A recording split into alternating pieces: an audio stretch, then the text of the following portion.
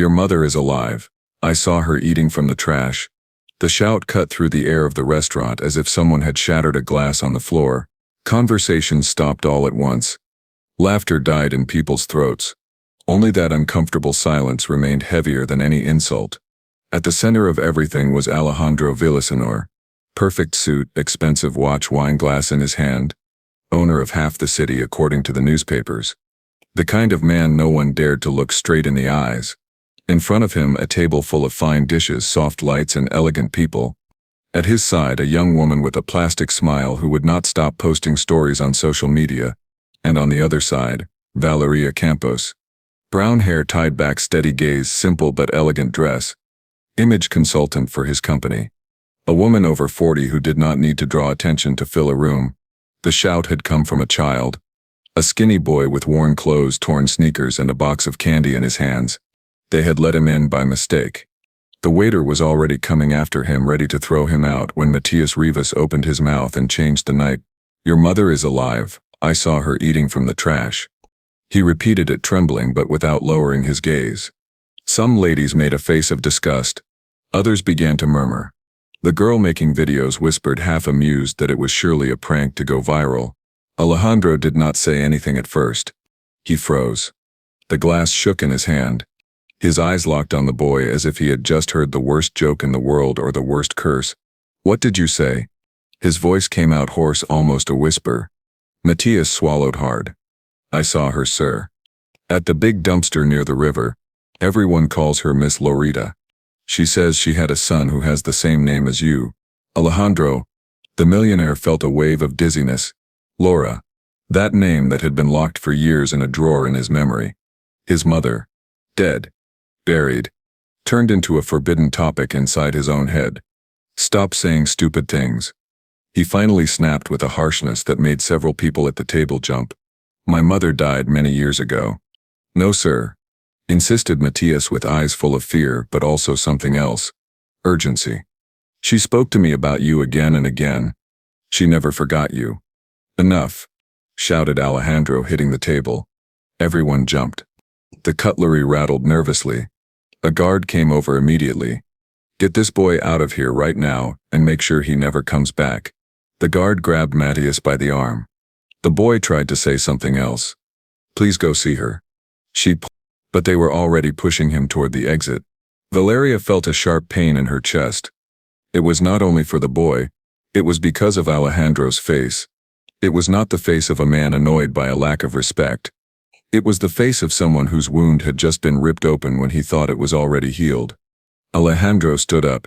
I am sorry, everyone, he said with a fake smile. I think dinner is over for tonight. I have matters to take care of. The girl making videos complained a little, but in reality she only cared about the picture she did not manage to post. Valeria looked at him in silence. Something in the way he clenched his jaw reminded her of the Alejandro from years ago, the young man she had known before he became the cold statue that now ran a huge company. Minutes later, Alejandro walked out of the restaurant straight to his black truck. He slammed the door harder than needed. He stayed there with his hands on the steering wheel without starting the engine.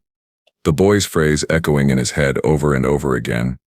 Your mother is alive. I saw her eating from the trash. He closed his eyes. And suddenly he saw the image of Laura Rivas. The apron stained with flour. Hands cracked from work. A tired but sweet laugh. The promise she once made him when he was a child. I swear that one day you will not lack anything. But he had lacked something. He had lacked her. He had lacked her voice. He had lacked the hug he waited for during years. He had built his entire life on one truth. His mother died when he was little. And now a boy from the streets walked into a luxury restaurant to tell him that everything was a lie. Alejandro started the engine. He needed air. Or at least he needed to run away from that place as fast as possible. A few meters from the restaurant, Valeria was also leaving. She could not stop thinking about the boy or the barely visible tremor in Alejandro's hands. Something told her that night would not be easy to erase. Not from her mind. Not from his. While the car disappeared among the city lights, Alejandro felt for the first time in a long while something that did not fit in any of his bank accounts. Fear. Fear that the past would come back with everything. Fear of discovering that the life he had built was standing on a lie. Fear of looking into the eyes of the woman he once called mother, and who now, according to a boy, was eating from the trash. That night Alejandro did not sleep. He poured himself one glass after another in the huge apartment he had bought at the top of a building where nothing and no one bothered him. Or so he thought. He sat in front of the window and watched the city light up under his feet. Cars. Lights. People rushing. Everything felt distant. As if he were watching other people's lives. He closed his eyes and went back to the neighborhood where he had grown up. Back then he was simply called Ale. They lived in a small house with a metal sheet roof that made noise when it rained. His mother, Laura Rivas, was all he had. He had never met his father. She worked cleaning houses and selling food on a corner. She came home late, tired, smelling of grease and cheap soap. But she always found a way to smile at him. "You eat first," she would say while pretending she had already eaten outside. Ale knew it was a lie but acted like he believed her so they would not argue. At night she told him stories about people who studied and changed their destiny. She taught him to read with pieces of newspaper she found thrown away. She repeated again and again that he was not going to repeat her life. "You are not poor in your head, only in your pocket. And that can change." One day things got harder than usual. Laura started getting sick. Dry cough. Dizziness. Pains she hid as best as she could. She had no money to go to a doctor. She only had her son. One afternoon, an elegant couple came to the neighborhood. Mr. Edgardo Villasenor and his wife Teresa. They said they were looking to support children with good grades. In reality they were looking for something else. A moldable heir. Someone to tear out by the roots and replant to their liking. Alejandro remembered his mother's nervous look that day. The long hug she gave him before the Villasenor took him to the city. They promised studies, clothes, food, a bright future. They only had to sign some papers and repeat the word opportunity many times. Shortly after they told him his mother had died. An accident. A health problem. Nothing clear. There was no funeral he could attend. No grave he could visit. Only a dry sentence. "Your mother is gone. We are your family now." Alejandro cried for weeks. Until he learned that crying in front of Edgardo was a mistake. The man could not stand emotions. He called anything that looked like a feeling weak. He silenced him with a single look. "If you want to be someone in life," he said, "forget where you come from. That only gets in the way." Alejandro began to build an inner wall. He blocked memories, erased smells, silenced songs that reminded him of Laura. He focused on studying, on surpassing everyone else, on proving he was worthy of the last name they had given him. With the years he became cold and efficient. He learned to negotiate like his adoptive father. He learned to use money as a weapon. And he learned something worse. He learned to convince himself that the past no longer mattered. There was only one weak point in all that armor. In his office he kept an old photo. Laura with him in her arms when he was a baby. He only looked at it on very rare nights. When the silence was too heavy, then he would put it away again and tell himself that he could not do anything anymore. Dead is dead. Now that boy from the restaurant had come to kick down the door he had kept shut for so long. "Your mother is alive." The idea irritated him as much as it scared him. What if it was a scam?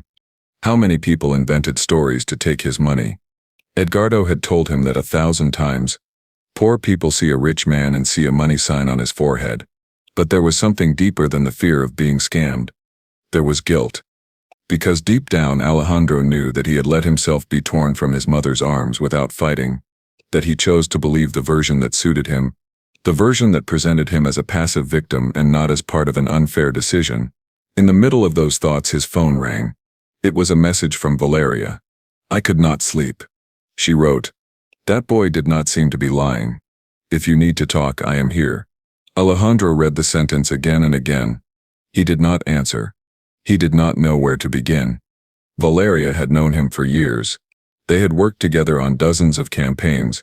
She knew how he presented himself to the world. Perfect. Successful. Untouchable. What she did not know was what was happening inside. Or that was what he thought. What Alejandro ignored was that Valeria had seen more than once the way he looked at the old photo of his mother in the office. She had noticed how his tone changed when a piece of news spoke about homeless people. She had always suspected that under that expensive suit there was a boy who was tired of pretending to be strong. The sun began to sneak through the windows. Alejandro had not even changed his clothes. He stood up, took Laura's photo from the drawer and placed it on the coffee table. He looked at it in silence. "If you are really alive," he murmured barely audibly. "I abandoned you." He hated himself for thinking that. He hated imagining his mother digging through black trash bags while he toasted with expensive wine. Guilt is useless. Edgardo would have told him, "If you want to do something, do it. If not, keep quiet." And for the first time in many years, Alejandro felt that maybe Edgardo's voice did not have to keep ruling his life. While in the heights of the city, Alejandro fought with his ghosts. In a humble neighborhood on the other side of the river, a boy woke up before the sun. Matias Rivas lived in a small wooden house held together more by habit than by structure. He shared it with his grandmother Elvira, a woman with wrinkled hands and a bent back but with a firm gaze. Since his mother had left them years before, Matias and his grandmother had managed however they could. She sold tamales when her health allowed it. He went out to the street with his box of candy, trying to convince strangers to buy at least one. It was not easy. Sometimes people looked at him as if he were invisible, other times as if he were a nuisance. Matias got used to the mockery, but he did not get used to hunger. That was why he knew every corner where food was given away, every community kitchen, every dumpster where sometimes something still edible appeared. That was how he met the woman everyone called Miss Lorita. He saw her for the first time on a cloudy afternoon. She was sitting next to a giant container. She rummaged through bags calmly, as if it were the most normal thing in the world. Her hair was long but tangled. Her clothes were dirty but carefully folded around her body, and her gaze was lost, yet from time to time it lit up when she saw a child walk by. "Are you hungry, son?" she asked him that first time, holding out a piece of bread she had found almost intact. Matias hesitated. He was not used to someone who had less than him sharing something. "And you?" he asked. "Are you hungry too?" She smiled softly. "Mothers eat later," she answered. "Children first." She was not his mother, but the phrase hit him in the chest. From then on, Matias started to pass by more often. Sometimes he brought her a sandwich he got at the community kitchen, or a coffee someone gave him at a food stand. In exchange, she told him fragments of a broken story.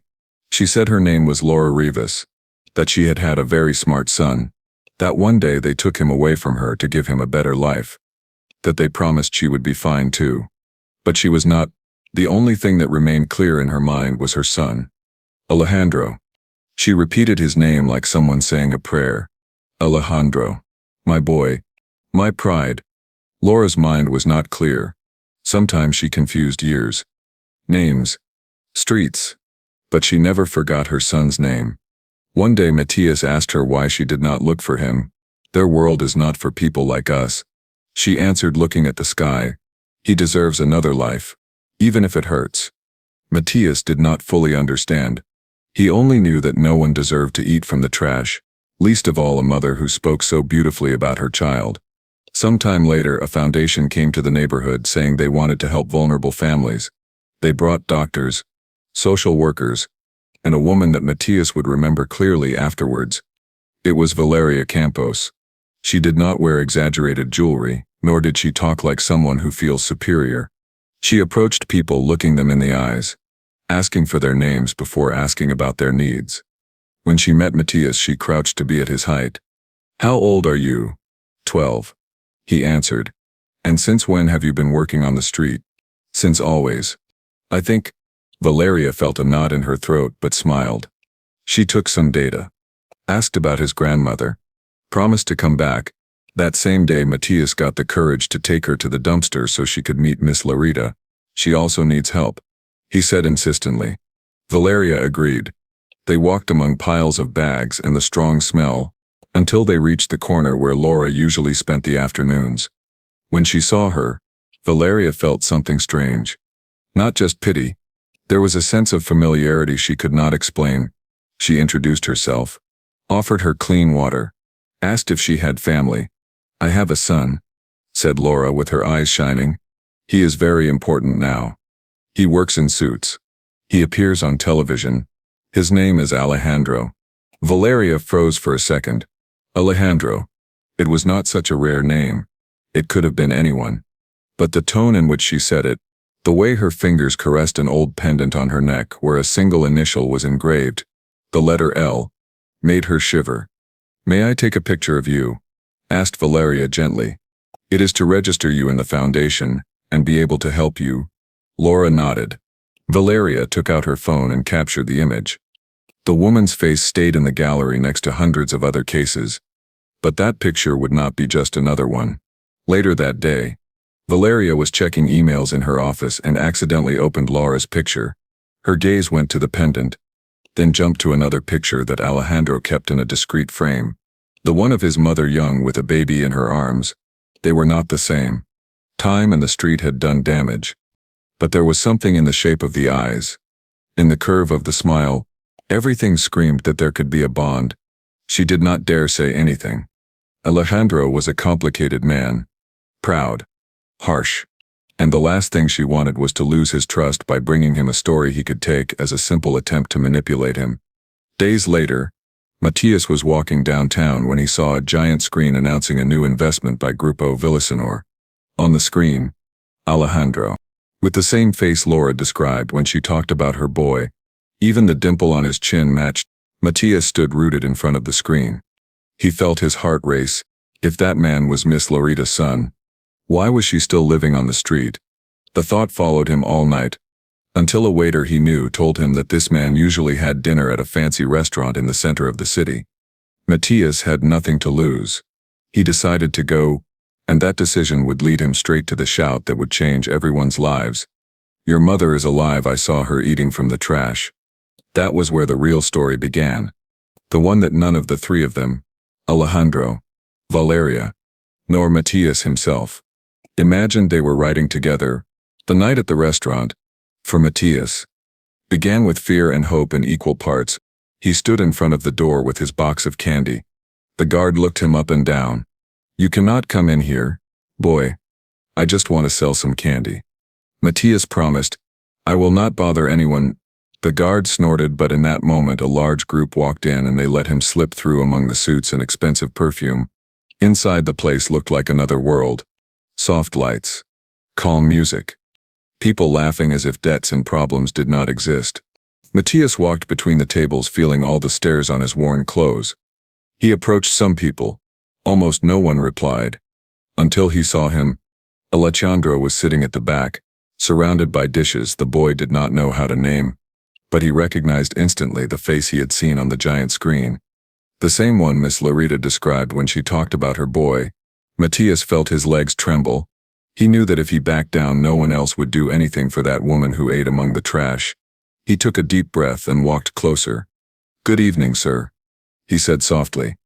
"Would you buy some candy?" Alejandro did not even look at him at first. He was busy listening to the girl at his side talk about followers and campaigns. Valeria was the one who turned first.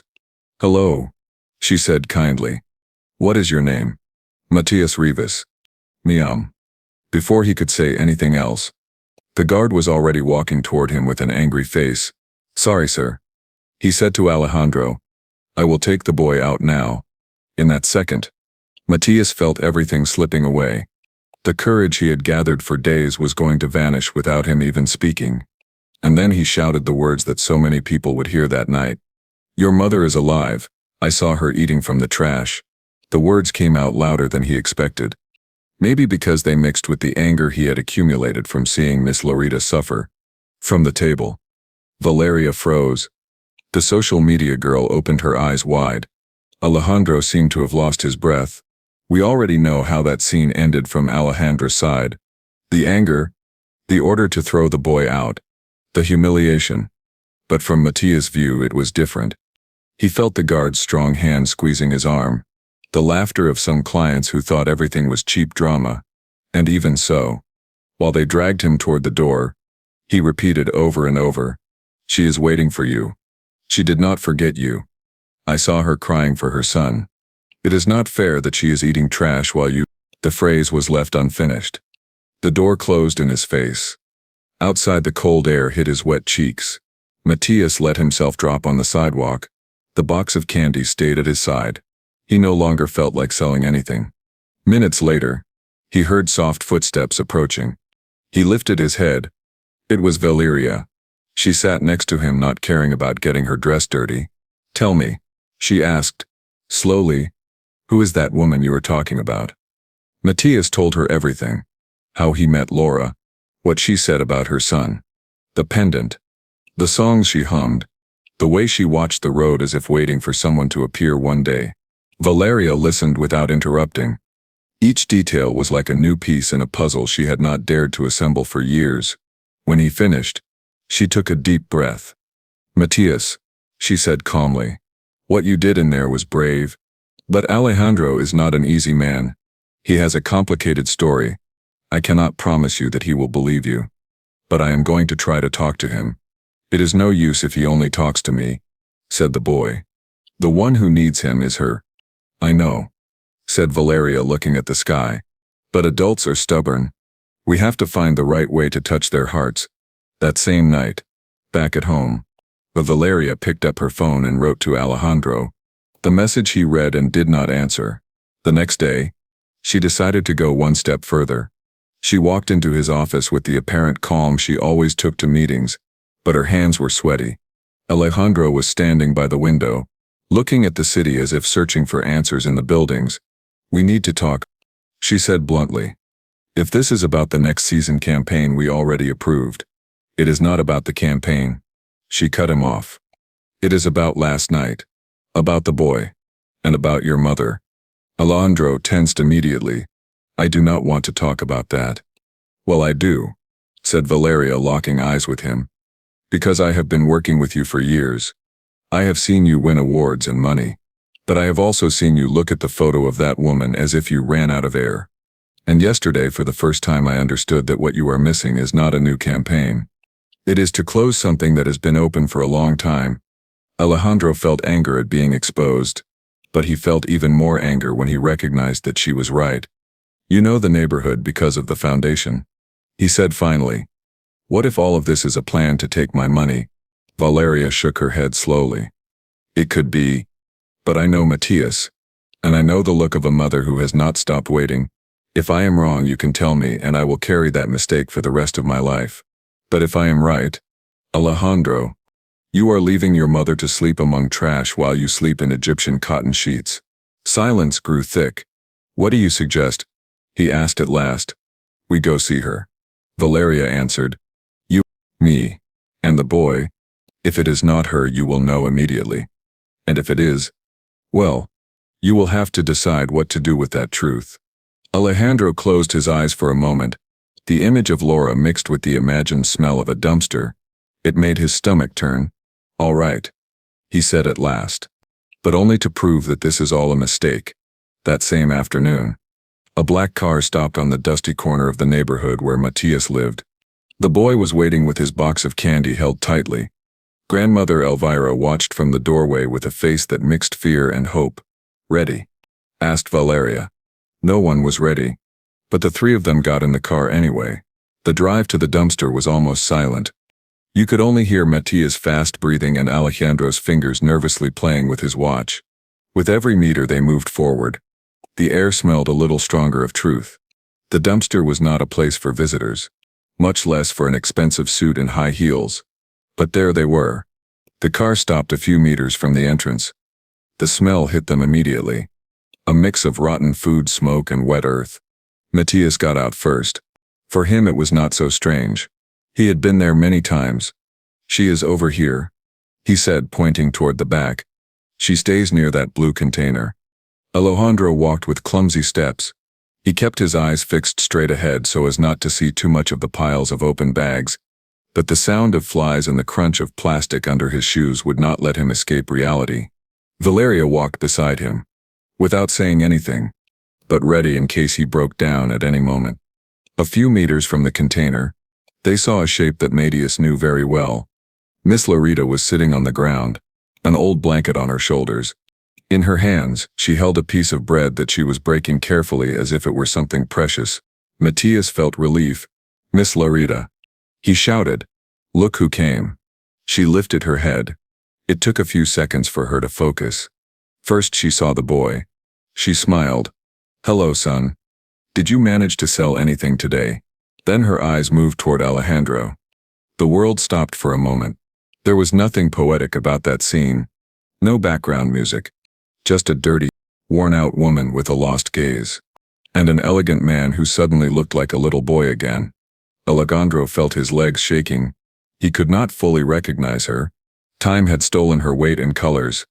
But two details destroyed him. The pendant on her neck. The same initial, the letter L, that he remembered from childhood. And the lullaby she started humming without realizing it. It was the same song she used to sing when they could not sleep because of the sound of rain hitting the metal roof. Alejandro, she murmured suddenly. Is that you? His name came out as a mix of doubt and hope. He felt something break inside. Mother. The word escaped before he could control it. He moved closer, fell to his knees in front of her without caring about the dirty ground. Laura brought her trembling hand to his face. She stroked his cheek as if she needed to confirm that he was real. My boy, she said with a smile that erased all her wrinkles for a second. I knew you were going to come. Alejandro could not hold it in anymore. He cried. He cried without restraint. Years of anger, guilt, fear, all came out in tears that fell over his mother's dirty hands. Forgive me. He repeated again and again. Forgive me for not looking for you. For believing what they told me. For leaving you here. Laura did not understand everything. Her mind was damaged by the street and abandonment. But she understood something essential. Her son was there. On his knees in front of her. Calling her mother. That was enough. Valeria watched the scene with her eyes full of tears. She did not want to interrupt. She knew that moment did not belong to anyone else.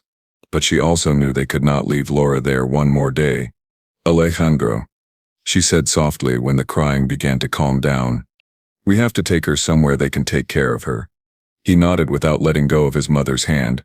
Matthias watched everything from a short distance, with a mix of joy and sadness. Joy for Laura. Sadness because he knew he would never have a reunion like that with his own mother. Alejandro finally stood up. He took off his expensive jacket and placed it over Laura's shoulders even though she tried to refuse. You are coming with me now, he said with a voice that no longer sounded like a command but like a promise. In the following hours, Valeria moved every contact she had. She called the foundation, found a hospital where they could receive Laura to clean her, feed her, and check her mental health. Alejandro signed papers without looking at the cost. For the first time, money was not a way to show off. It was a concrete way of saying, I failed you, but now I am here. Days went by. Laura slowly began to improve.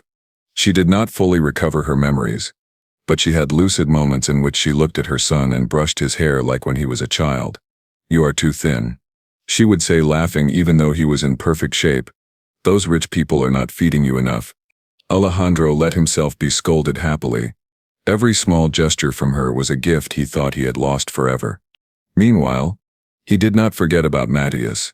He visited the neighborhood, went into the small wooden house, met grandmother Elvira, saw with his own eyes what it meant to survive with almost nothing. What you did for my mother is priceless, he told Matthias. You could have looked away like everyone else. But you did not. Matthias shrugged. She treated me like a son. And you are her real son. Alejandro felt a lump in his throat. He saw himself reflected in that boy. In his need to act strong so his grandmother would not worry. He started with the basics. He brought food, medicine, fixed the roof of the house. But he did not want to turn them into a humiliating charity case. With Valeria and the foundation, they created a small packing workshop in the neighborhood, where grandmother Elvira and other women could work for a new product line Alejandro would launch from his company. Matthias would keep studying.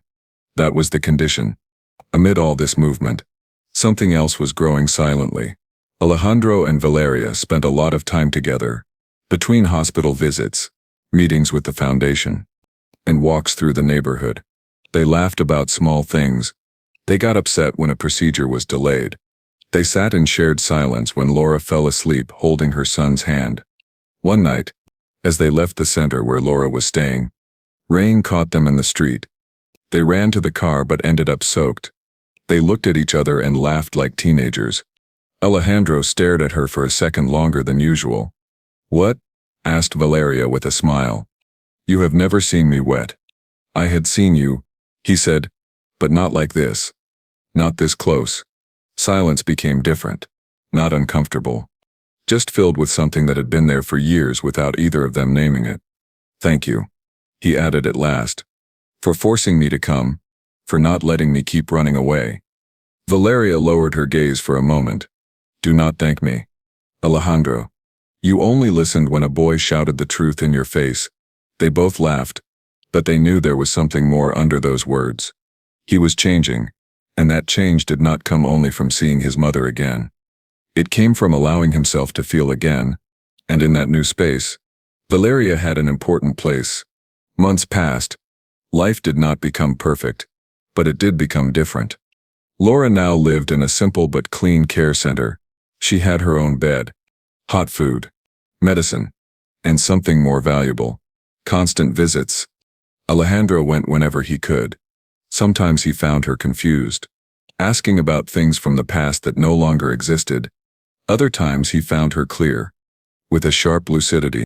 On one of those clear afternoons, Laura took his hand and looked at him firmly. I knew you were going to be all right, she said. You were stubborn since you were a boy. When they told you that you were leaving with those rich people, I cried a lot. But I also thought, if anyone can handle that, it is my Alejandro. He swallowed hard. Were you angry at me for leaving? He asked, afraid of the answer. She shook her head slowly. Mothers do not get angry with their children. We get angry with life, with poverty, with those who take advantage, but not with you. Never. Alejandro felt part of his guilt finally loosening.